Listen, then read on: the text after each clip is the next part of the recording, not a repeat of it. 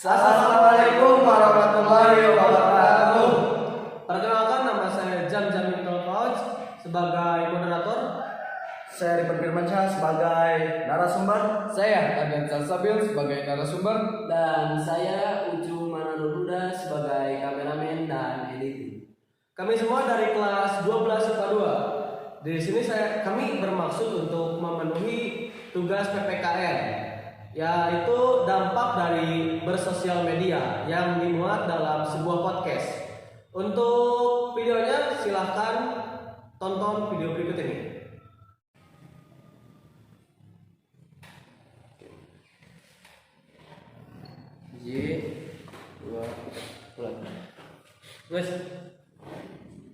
Assalamualaikum warahmatullahi wabarakatuh. Perkenalkan, nama saya Jamil Tolfauj dari kelas 12 IPA 2. Kali ini saya sudah berada di salah satu platform, yaitu podcast Ruang Kelas.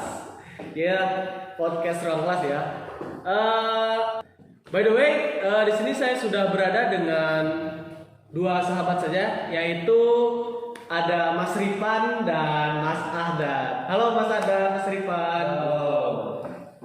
Ya, bersama saya Adnan Salsabil dari kelas 12 IPA 2. Sama saya Rifan Firmansyah dari kelas 12 IPA 2. Nah, gimana nih, Bro?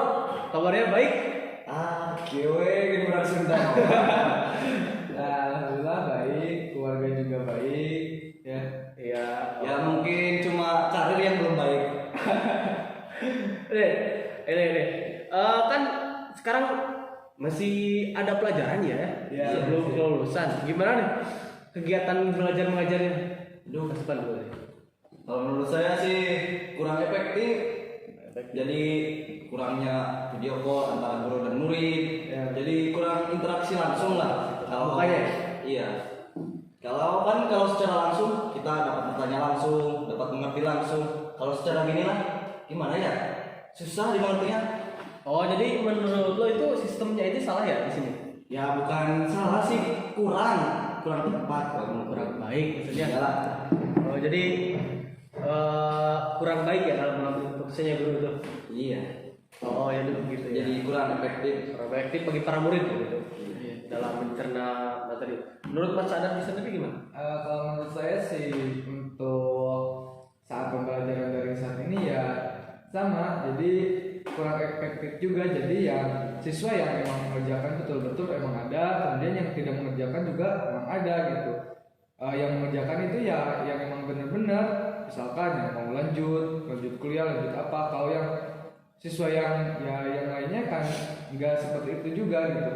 Ya kalau bisa sih saya mengusulkan ya untuk pembelajaran daring kali ini ya dalam via Zoom ya, jadi kita bisa tatap muka bersama teman-teman meskipun daring, juga bisa tatap muka dengan guru gitu. Jadi kita bisa langsung bertanya kepada guru, tidak terus-menerus mengirim tugas misalkan ke dalam e-learning atau WhatsApp, Google Classroom, tidak terus-menerus seperti itu, tapi ada sesi tatap muka. Nah, pada saat sesi tatap muka juga, ya usulan dari saya, tidak misalkan setelah via Zoom kita membahas seputar pelajaran saja, jangan diakhiri dengan memberi tugas lagi gitu. Jadi Itu kalau menurut saya. Jadi ada selangnya, ada tugas, Ya, ada rehatnya, juga. ada terus lagi rehatnya. Iya, jangan terus-menerus dikasih tugas, karena tugas tidak dari satu guru saja, tapi Banyak beberapa ya? guru. Iya, semuanya ya, banyak kan ini. Iya.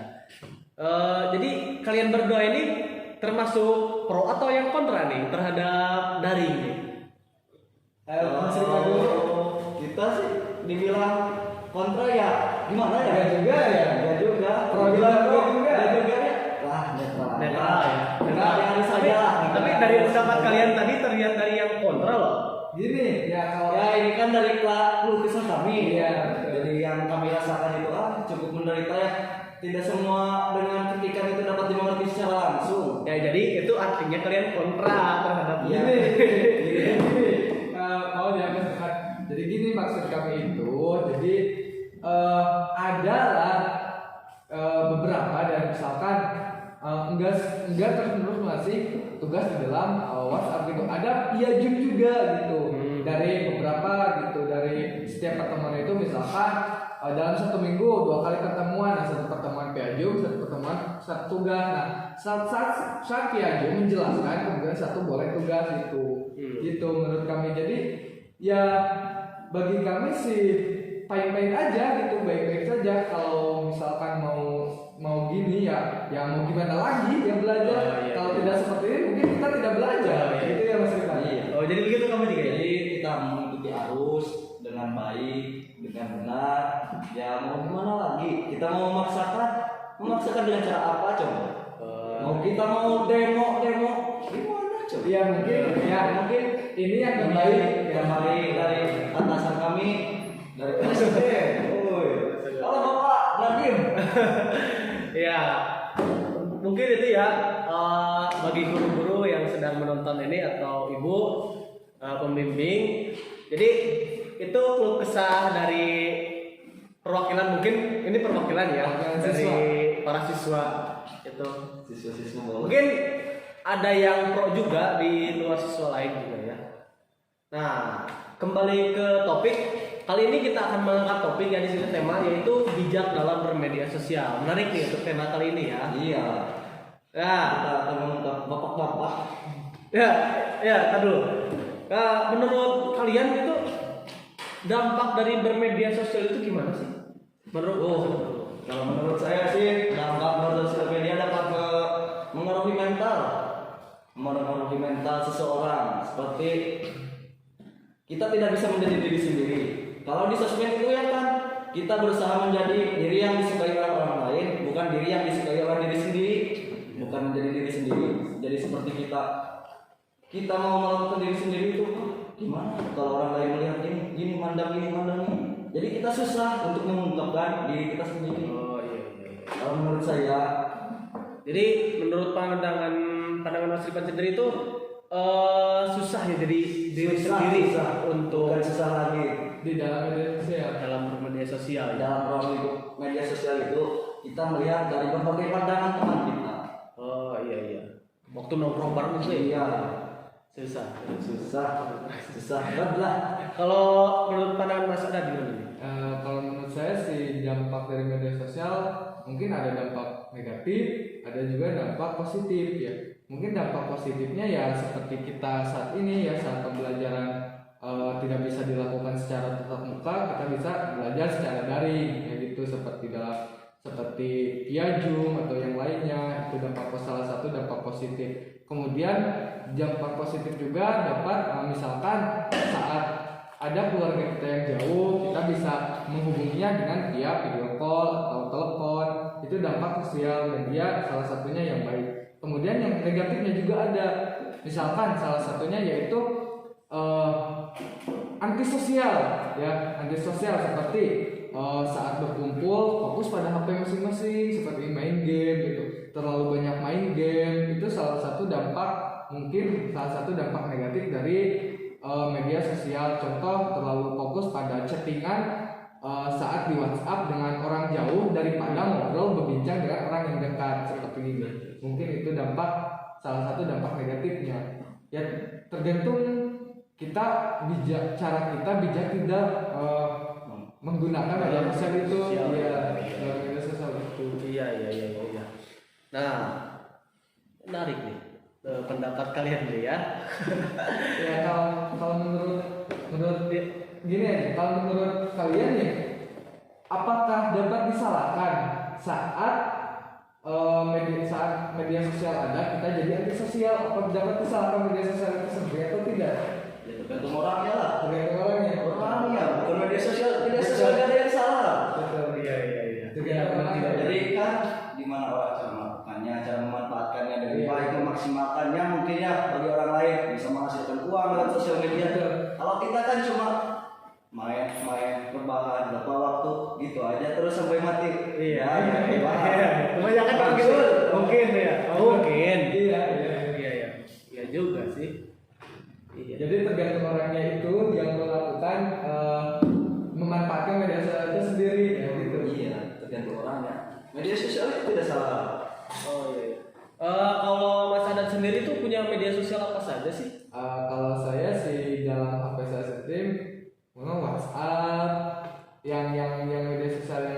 penting, misalkan IG ya. Kemudian ya yang itu aja ya sebenarnya. Itu juga sih kalau IG mungkin WhatsApp, IG saya Ahdan underscore promosi ya. 313 ya itu. Kalau saya bukan sejubet ya setuju. Promosi enggak saya ya. Ntar di deskripsi aja lihat ya. Nah, kalau Mas Rifat sendiri gimana? Oh, Tadi apa? Tadi media sosial yang kita punya. Oh ya, media sosial ini. media sosial yang dipunya. Iya.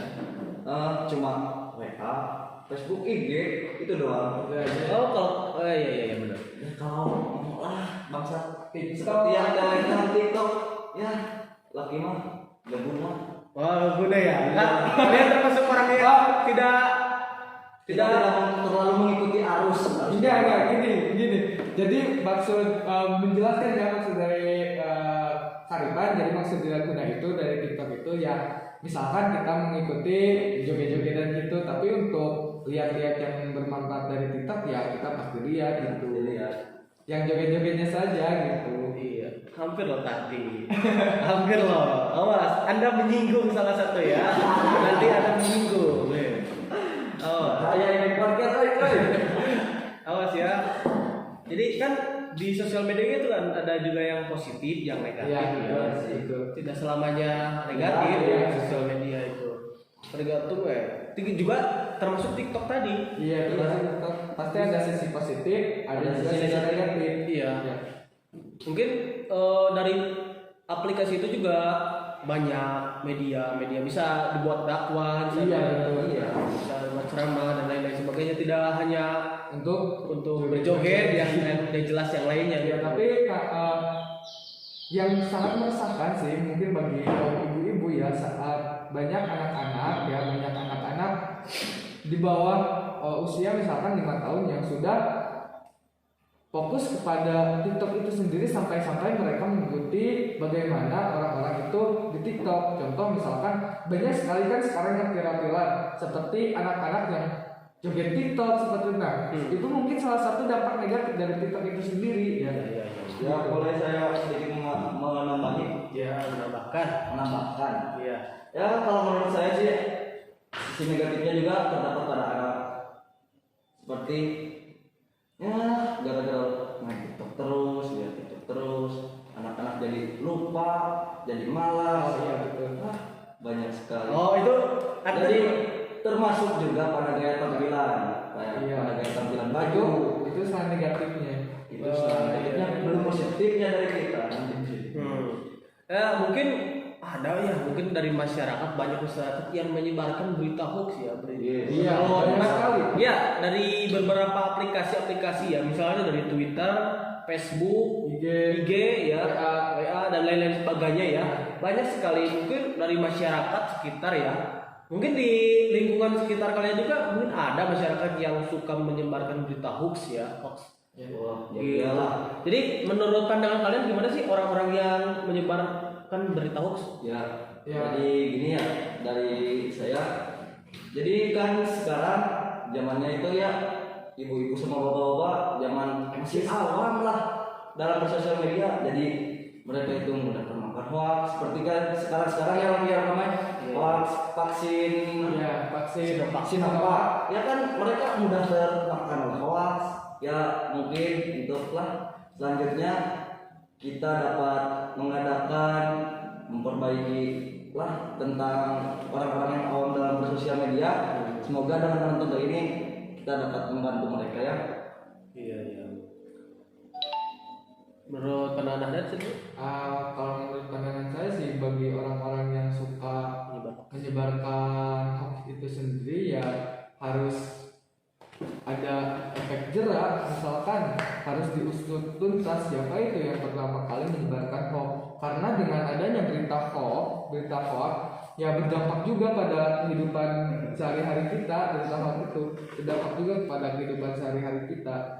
Misalkan ya tadi dibahas oleh Kariban seputar berita hoax tentang vaksin Sinovac itu ya yang disuntik ada yang matinya itu juga Kita ya itu juga kan meresahkan bagi masyarakat kita meresahkan. Nah, jadi harus ada benar-benar meskipun sudah ada undang-undang ITE ya, undang-undang ITE ya, tapi tetap harus diusut tuntas sampai siapa itu yang menyebarkan pertama Siapa kali yang awal menyebarkan berita itu sendiri gitu. Jadi sangat meresahkan sekali berita itu. Iya, karena menurut makanya. Oh iya menarik. Nah, untuk sekarang bagaimana sih menurut pandangan kalian ya tentang dampak positif aja ya, maksudnya pendapat tentang dampak positif dari bermedia sosial. Dampak positif. Iya. Ya seperti yang dikatakan tadi dari awal ya oleh kita, dampak positif dari bermedia sosial ya misalkan melalui aplikasi WhatsApp kita dapat misalkan punya keluarga jauh, di saat kita mau ngasih kabar atau kita mau ngasih apa, kita bisa dapat melalui video call atau telepon atau chattingan. Itu dampak salah satu dampak positifnya. Kemudian melalui aplikasi-aplikasi yang lain ya mungkin dapat cepat menyebarnya berita-berita yang beredar di seputaran pemerintah, misalkan seputaran masyarakat, kemudian bencana alam ya, cepat menyebar tentang kita dan kita juga cepat tahu bencana alam yang akan terjadi. Misalkan ada meletus gunung ini sebentar lagi akan meletus, sudah bisa ke misalkan IG, WhatsApp apa. Jadi kita lebih cepat tahu dan kita juga bisa lebih berwaspada ya dari bencana itu sendiri. Kalau menurut Serpan? Ya seperti yang Andri katakan lah, sisi positifnya itu mempermudah kita dalam berinteraksi lewat sosial media, saling bertukar kabar, dan membantu kita dalam hal belajar. Seperti kita dapat searching, saling bertanya lewat sosial media. Ya terus apa lagi ya? Itu aja lah. Kalau dampak negatifnya coba gimana? Ya kan tadi udah ya. Udah tadi ya. Udah tadi dari awal. Udah dijelaskan. Negatifnya ya itu yang dari awal. Dari awal tadi. Ya. Seperti lupa waktu. Ya lupa waktu akibat terlalu fokus pada itu sendiri, aplikasi sosial media itu sendiri, kemudian Antisosial ya. sosial, Jadi fokus sama chattingan orang jauh, yang orang dekat ngobrol dilupakan, dia digubris. Ya, yang tadi juga bisa menjadi diri sendiri. Oh iya. Nah gitu. Ya kita bahas aja lah tentang Facebook aja dulu. Oh Facebook aja. Oh, Facebook. Oh iya kan Facebook itu sekarang sudah jadi apa ya? Konsumsi masyarakat lah. Ya salah satu aplikasi yang sangat populer lah ya, bisa dibilang populer ya di Indonesia khususnya dunia ya. Dunia khususnya Indonesia maksudnya. Ya banyak sekali ya dari grup atau beranda ya status Facebook yang menyebarkan berita hoax. Kalian sendiri tahu gak sih hukuman dari orang yang menyebarkan berita hoax? Ya sepengetahuan saya ya, kalau nggak salah denda 5 miliar dan hukum penjara paling lama 6 tahun. Oh ya, Kalau itu pasal 2 kalau nggak salah. Ya untuk mungkin kalau nggak salah ya, biar nggak salah nantinya ya, kita searching aja ya dulu. Hukuman penyebar hoax ya. Hukuman penyebaran. Kalau nggak salah denda kita 5 miliar dan paling lama hukuman 6 tahun. mati. Kalau menurut Karitan sendiri sudah setimpal tidak dengan apa yang dilakukan hukuman itu? kalau menurut saya Atau sih, kurang jelas? kalau hoax itu ya dibilang setimpal ya masih ada terus ya. Kalau dibilang belum ya itu hukuman 5 miliar itu sudah terbilang besar. Iya. Ya tergantung bagaimana kita mengusutnya, siapa yang pertama kali menyebarkan gitu. Iya, tergantung beritanya dulu. Beritanya dulu. Ada nih salah satu pasal ya. Yang pertama, pasal 28 ayat 1 yaitu Undang-Undang Nomor 11 Tahun 2008 tentang Informasi dan Transaksi Elektronik, yaitu Undang-Undang ITE ya. Ya. Sebagaimana yang telah diubah oleh Undang-Undang Nomor 19 Tahun 2016 tentang perubahan atas Undang-Undang Nomor 11 Tahun 2008 tentang Informasi dan Transaksi Elektronik, Undang-Undang 19/2016 mengatur mengenai penyebaran berita bohong di media elektronik, termasuk itu media sosial ya, itu termasuk media sosial. Menyatakan setiap orang jangan sengaja dan tanpa hak menyebar berita bohong dan menyesatkan yang mengakibatkan kerugian konsumen dalam transaksi elektronik.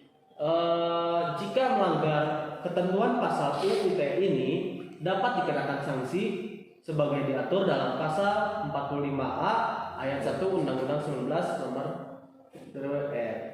Undang-Undang 19 2016, yaitu setiap orang dengan sengaja yang dan tanpa hak menyebar berita bohong dan menyesatkan yang mengakibatkan kerugian konsumen dalam transaksi elektronik sebagaimana dimaksud dalam pasal 28 ayat 1 dipidana dengan penjara paling lama 6 tahun dan denda paling banyak 1 miliar. 1 miliar. 1 miliar untuk dendanya.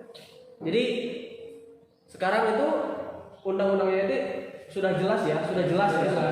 Sudah jelas sekali.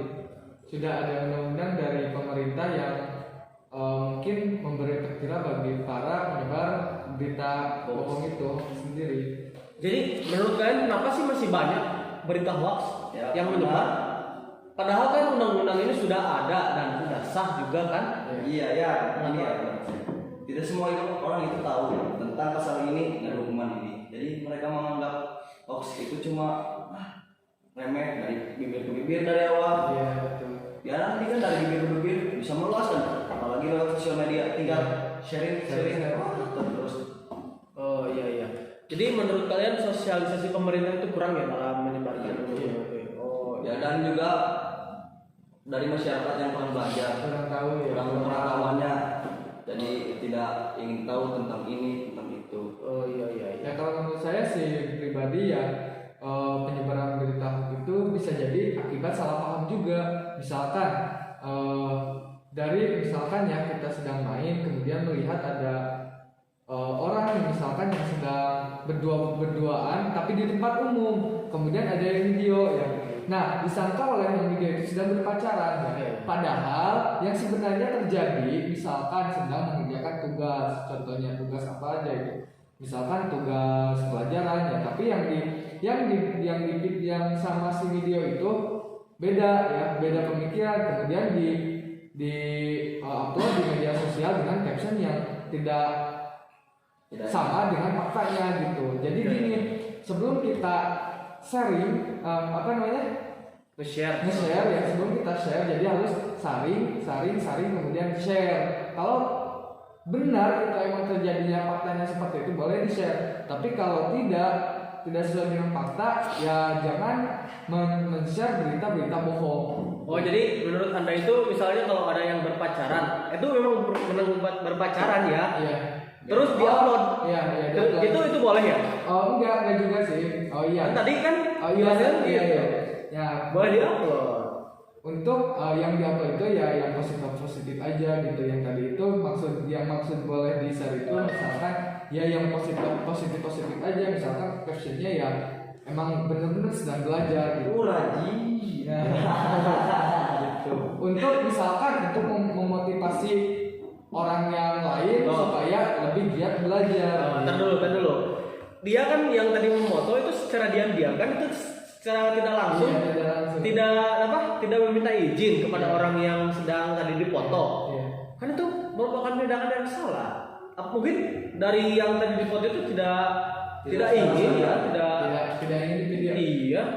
Gimana kan tadi sah-sah aja. Iya, kalau misalkan kita memposting hal yang baik ya, kemudian setelah diposting kemudian si yang diposting itu tahu kemudian tidak keberatan ya sah-sah saja atau minta izin dulu seperti yang sekarang viral yang diangkat sebagai apa? Diangkat sebagai keponakan Raffi Ahmad Dimas Ahmad diangkat itu di video sama orang yang tidak dikenal. Kalau yang baik-baik kemudian terangkat menjadi baik ya mungkin sah-sah saja kalau seperti itu. Kalau yang merugikan diri yang di video itu ya mungkin ya tidak boleh gitu, tidak boleh. Kalau yang menguntungkan atau emang mengedukasi untuk kita ya sah-sah saja. Tapi sebaiknya meminta izin dulu. Ya, tapi sebaiknya meminta izin dulu kepada si yang di video itu. Yang di video itu yang ada dalam video itu. Video itu. Dapat. Iya, karena siapa tahu yang di video itu ya tidak menginginkan dipublikasi gitu. Iya. Kan sekarang juga kan misalkan ada YouTuber ya, misalkan mengupload sebuah prank atau apa ya, pasti di ujungnya suka boleh ya minta izin boleh ya ini di upload di YouTube channel. Ya ada yang boleh juga ada yang tidak. Iya. Aisyah. Selanjutnya nih.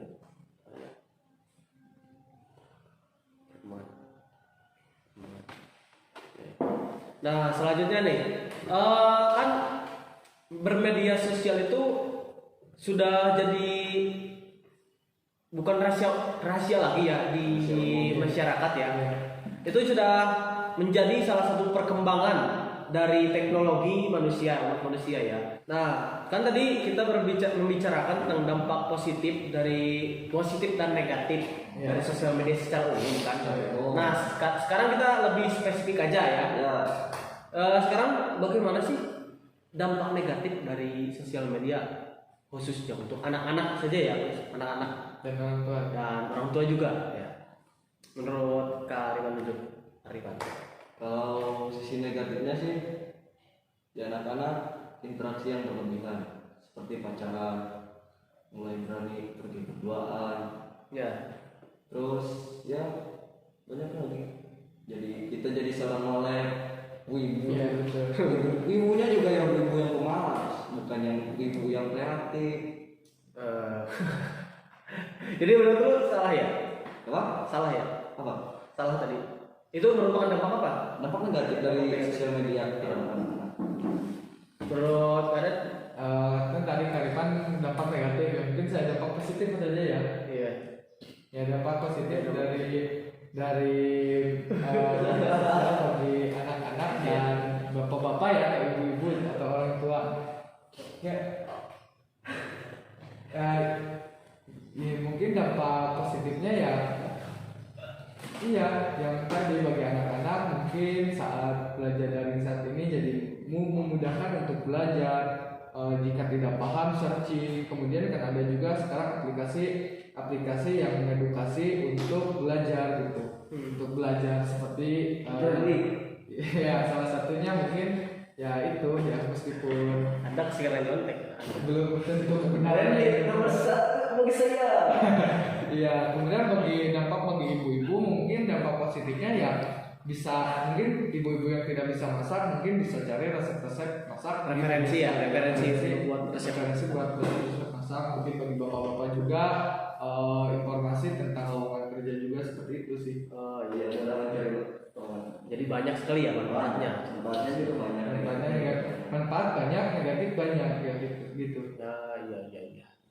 Nah, mungkin itu saja ya untuk podcast kali ini ya. Itu podcast tentang yang tadi membahas dampak sosial, dampak dari bermedia sosial ya.